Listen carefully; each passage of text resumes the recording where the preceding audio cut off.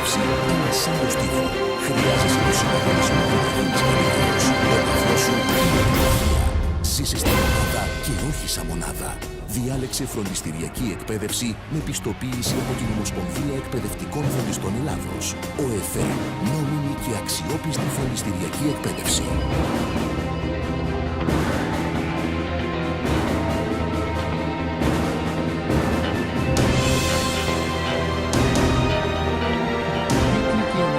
Αλλά η ουσία παραμένει. Το φροντιστηριακό μάθημα, όπως αυτό παρέχεται μέσα από νόμιμα, θεσμοποιημένα και πιστοποιημένα φροντιστήρια, αναδεικνύει τον πολύτιμο ρόλο του και κατακτά τη θέση που του αξίζει σε κάθε γωνιά του πλανήτη.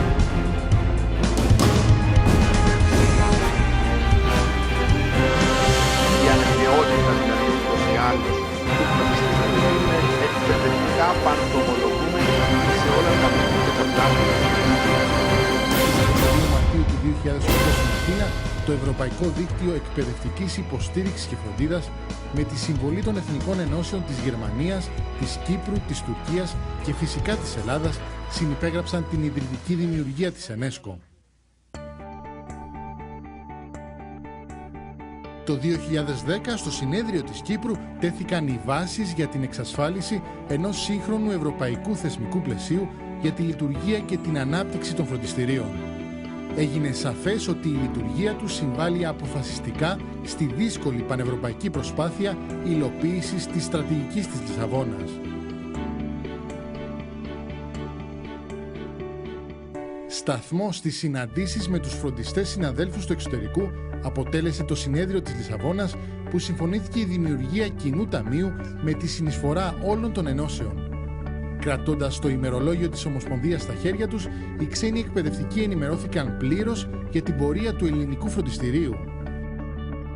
Το φροντιστήριο απευθύνεται στους μη προνομιούχους μαθητές. Λειτουργεί εξισορροπητικά στο πλαίσιο της ελληνικής κοινωνίας. Τα δίδακτρα είναι πολύ λογικά, προσιτά σχεδόν σε όλους. Στη συνάντηση δόθηκε βάση στο άνοιγμα και τη διεύρυνση του θεμιτού ανταγωνισμού σε συμπληρωματικούς και ενισχυτικούς τομείς εκπαίδευσης, καθώς και στην εξάλειψη της αθέμητης κρατικής παρεμβατικότητας.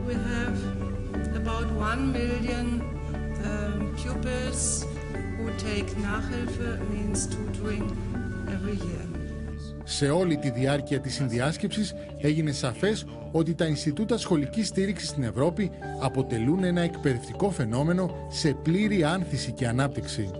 Ανάπτυξη που με συνδυασμό τους υψηλούς δείκτες ποιότητας έχει θέσει το ελληνικό φροντιστήριο πρωταγωνιστή στην ελληνική εκπαιδευτική πραγματικότητα. Σε 2.300 φροντιστήρια μέλη της ΟΕΦΕ φοιτούν 150.000 μαθητές κάθε χρόνο, δίνοντας εργασία σε περισσότερους από 20.000 εκπαιδευτικούς.